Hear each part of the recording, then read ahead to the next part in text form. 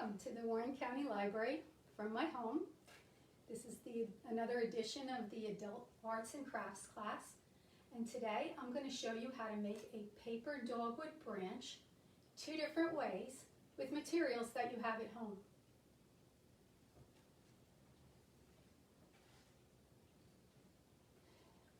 One of the reasons I'm doing the dogwood branch today is because today is International Paper Flower Day. I'm sure it's something that you've never heard of in terms of a celebration, but it is on May 14th in honor of the birthday of 18th century botanical artist Mary Delaney. There are many botanical artists around the world who create paper recreations of flowers. All kinds of branches, all kinds of buds, all kinds of blooms. I belong to a Facebook group called the Paper Florists, and there's over 5,000 people around the world in this group alone who share ideas for making these type of blooms. So I'm celebrating today, and I hope you will too by making this bloom. So I'm going to show you a few different things. The first thing I'm going to show you is how to make your own templates if you're going to follow the pattern from a book or a pattern online about making flowers online. Hello Beth, good to see you there. I want to mention that we have several books about making paper flowers at our library. We have several of the newest books available. So when we are open again, know that these books are available for checkout, and they have all kinds of illustrations about how to make a bloom from start to finish. These are fabulous, fabulous books, free to you, with your library card. So before you know it, we'll be open again, and you'll be able to check these type of beautiful books out. All right. So in those books, you would find templates for how to make flowers. What I'm going to show you right now is how to make your own template if you see a pattern online that you like. So the pattern for this project today is found on our Pinterest page, which is Warren County Library HQ&J. Everything from these online classes that I've given is available on a board called Online Adult Crafts Now. So this is the type of template you might see in a book. And if you were to make it yourself at home, this is the way to do it. I would say that it's much more creative to make your own template, follow someone's idea, but then make your own, and it'll be your own art, and you can be very proud that you've made it yourself. This pattern will show you that this template is made from a 2-inch by 2-inch square. There's a fold at the bottom so that when you cut it out, your petal is going to have both sides on it. So if you were to draw this yourself, I would suggest that you cut a piece of paper 4 inches tall by 2 inches wide, and then fold it in half and draw your template right inside that 2-inch square. When I look at this template, it looks to me like a heart. So you can see on here, if you draw it as a heart and then just leave that little bit more open on the bottom, there's going to be enough space for when you open it up to have 2 sides connected in the center.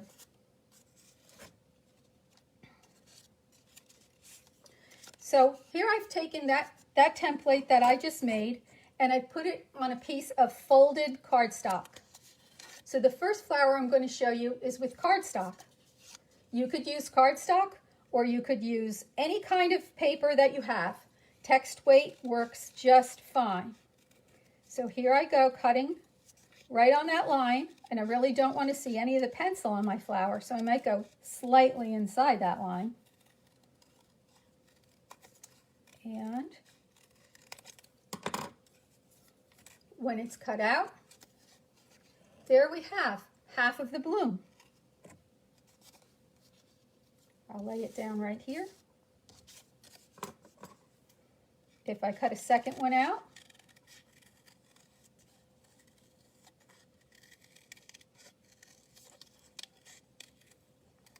and you know, Mother Nature does every little petal a little differently. So if your next pattern is a little bit different than the first one, it'll look just like Mother Nature planned. So if you see that, we're almost there. Once you have them cut out like that, let's move this here so you can see. The next step is to add a little bit of color. The way I'd add a little bit of color would be, if I was using something from home and I did not have pastels or something like that, I could just take some makeup, and here's some blush with an eyeshadow brush, just a little spongy brush, and I'm going to just touch this outside corner where that little dip is in the middle of these petals.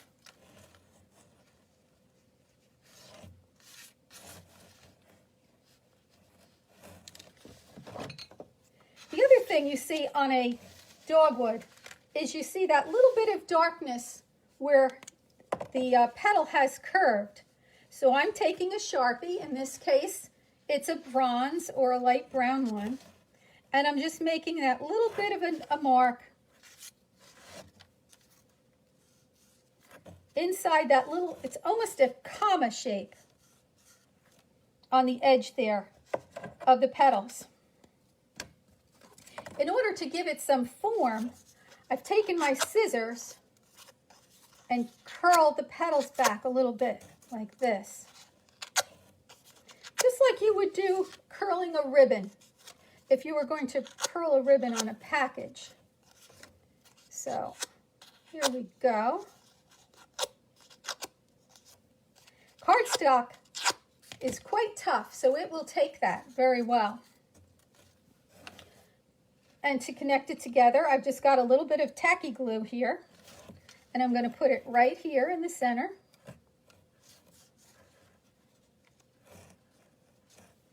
And I'm going to lay the one on top of the other.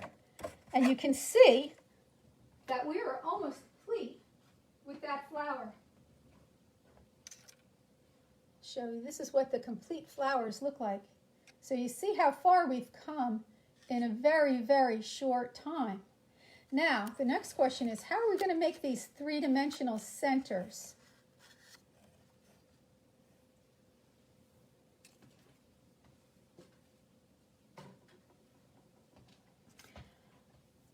Something that I think works well to make the centers is a regular manila envelope that you might have at home. It's just got a nice texture and a nice color, and it works very well for making those centers. So what I would do with a piece of manila envelope, if you had that, or maybe you have some golden paper or some paper that you can color, is cut a strip out that's 1 inch wide, and then fold that strip right in half. And then what you're going to do is you're going to take your scissors and you're going to cut little lines all the way down this piece. So in order to cut more of it at a time, I'm going to fold it in half, and then I will start just doing these nice little cuts. Cut, cut, cut, cut. So you can see that as I'm doing this, I'm cutting through all these layers, and when I open it up, I'll have twice as much of the center material done as I would have done if I didn't fold it over. And you see this center, because it's on the fold, each bit has 2 pieces to it.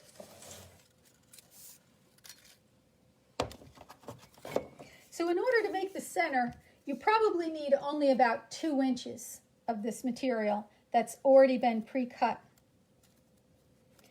So the way I would roll that up is I would take this glue, and I'm going to put a little bit, maybe that's a little too much, I'm going to wipe it off with my finger. And just to get it started, I find it helps me to hold it with a dowel just at the beginning to get that circular roll. And you see I'm just rolling it right onto itself. And you can kind of see and decide how far you want to go. I think that that looks enough, and that may not even be a full 2 inches, or it might be. In some cases, if you're doing a bigger flower, you might want to do it even bigger. So when you're comfortable with stopping, you just trim it off. And you see now this can flare open if you like a little bit. And I will put a little bit of this glue right in that center and place it right on my dogwood blossom. And there, the flower is done. How simple is that? And you just have to wait for that to dry. If you wanted it to make it very quickly, you could use a hot glue gun and it would stick immediately. But I think a lot of times you don't really want to get out your glue gun and heat it up. So you could just use the regular tacky glue for that. And that worked very well. In order to make a leaf, if you fold your green paper over, and all you have to do is cut a very simple arc shape like so. And I think I'll just cut a couple of them. You may not even need to draw that shape. And by leaving the crease in it, it looks more like a leaf. So what I suggest is you may want to glue them together as a pair, or when you place this on your branch, let's just say we were placing it right here, then you could take your leaf and adhere the leaf poking out behind it like so. And this part with the branch, I would use the glue gun for. In order to hold onto this natural branch from outside, and also after you glue it on in the front, take a little glue in the back and add a little bit more because you really want these to stick. And then if you place this in a vase on your table, you have a beautiful springtime decoration that's going to last for a very, very long time. Move my glue over. So the next thing I'm going to show you is if you don't have regular paper or cardstock, but you happen to have coffee filters are a wonderful material to use in making paper flowers. They're delicate looking, they're slightly transparent, and they really, really hold up nicely if you use a coffee filter. The other thing that's magical is they take watercolor very well. So these leaves were just painted with watercolor. So I'm going to take you through how you would make this using a coffee filter. The coffee filters that I used here were a Melita coffee filter. So it's this style and this shape because you get a lot of area out of it to use to cut your flowers with. What I like too is this edge that it has, because this edge can really come in handy for making parts of your flower because it has a nice texture to it. If you notice the texture on your coffee filter, it has a direction. So you might want to think about the direction that you lay your pattern down when you cut your pieces as well. So this particular box of coffee filters had a lot of directional lines in it. Every time you buy them, they're a little bit different. So I found in this case that I wanted to open up my templates and lay them down long ways instead of doing the fold because I could fit more on the page when I was cutting them out. The good thing about coffee filters too is you can layer 4 at a time and do a very, very quick job cutting. So let's just see how this one goes. This is a smaller shape petal, and all I'm going to do is follow that pencil line, and I'm staying in it just a hair. Now I could have stapled this together to make them be more exact, but as I said before, Mother Nature makes petals in all sizes.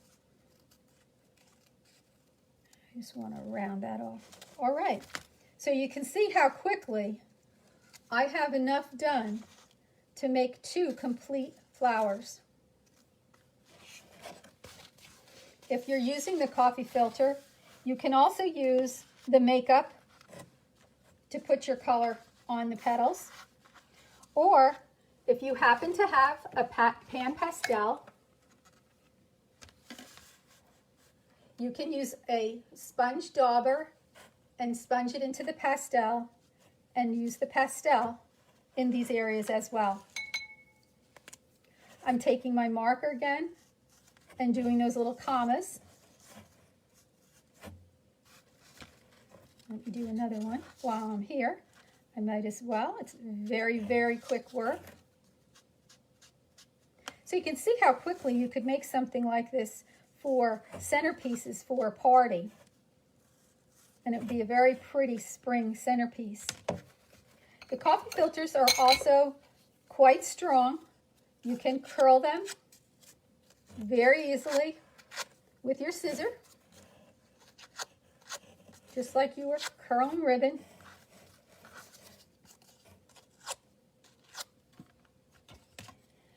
And the other thing I found is you might want to push them against a shape, and I found this glue stick container worked well to give them a little upward shape as well.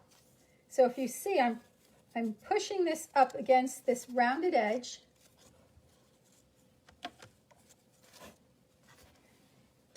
And then the same way with a little bit of glue.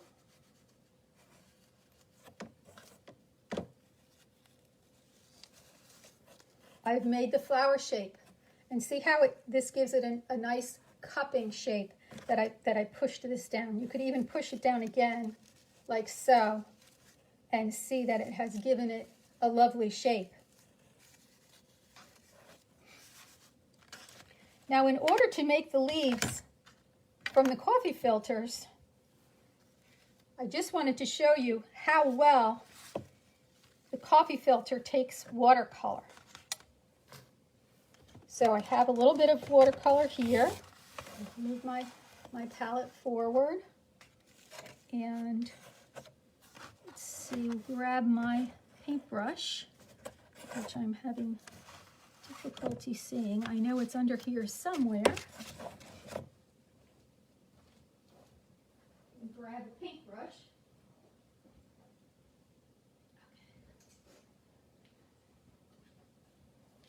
Sorry, I had to walk away for a second. And putting a little bit of this green color onto my brush. And you see, the coffee filter will take that color right up and make a beautiful leaf. Now, these comes in handy when you're going to make other flowers as well. So you could do your color, your flower color out of the coffee filters too, if you didn't have a white flower like this one. So in terms of the center of the flower, I talked about using this edge of the jagged edge where the coffee filter was sealed together. Same thing, I would use my green paint and I'd paint that edge of the coffee filter, and you see that it just takes that color right up, and it dries rather quickly. So that gives you an idea of what you could do with that. So here's one that is already dried. It's a slightly different color that I had made. And I'm going to do the same thing I did with the manila folder. I'm going to fold this up. I think I'll just fold it in 2 to show you guys. And let's hold it together and just do snip, snip, snip, and go all the way down. I want to go down at least 2 inches because I want to make the center of one of these. So I'm just going to continue all the way down. And as I do it, as I said before, it's really making twice as much. So I'll be able to do more than 2 flowers. Probably get 3 flowers out of this bit. All right. So when I open this up, you'll see that all of these little slices have been done. I can take my tacky glue right along the edge.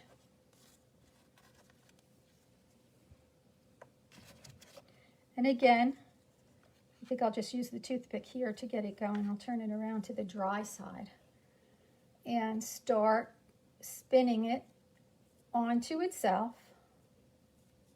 Let me roll it up, like a little roll up. And when I decide that looks like enough, I can trim it off. And there's my center. Now, you can always come back later and give it a little more color if you feel that wasn't enough color. If you had coffee filters that were the brown kind, you can color them as well. This one was made from a brown coffee filter, and it took the paint just as well, and you would never even know that that started as a brown coffee filter. So I hope I gave you a lot of ideas today on things that you might do. Turn this around. If you wanted to make some paper flowers yourself at home, I'll show you the finished products again. This was the cardstock. This one was the coffee filter. They both have a different look, but they're really both quite fun and pretty, and they make a very nice statement on your table. So I wish you luck trying your paper flowers today. Let's see, mental note, keep a pack of paintbrush. You got that right. I always have lots of paintbrushes. And I think what I would mention on the way out too is, if you get involved with using coffee filters for your flowers, you can really make something amazing. This is some pansies that I made in an arrangement, and I covered all of these with just regular coffee filters, and it really comes out looking quite amazing. And so if you're interested in following more paper flower classes, I'll have one once in a while in this group, I'm sure. And next week, on Thursday, I'll be showing how to make a pendant using magazine scraps.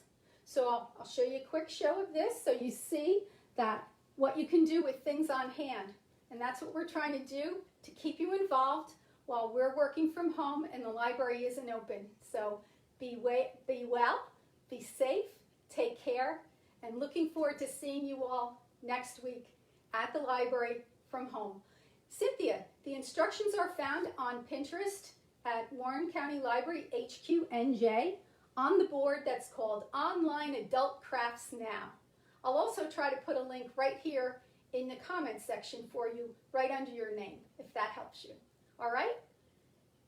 Thanks so much for coming, Cynthia, and hope to see you again next week. Bye-bye.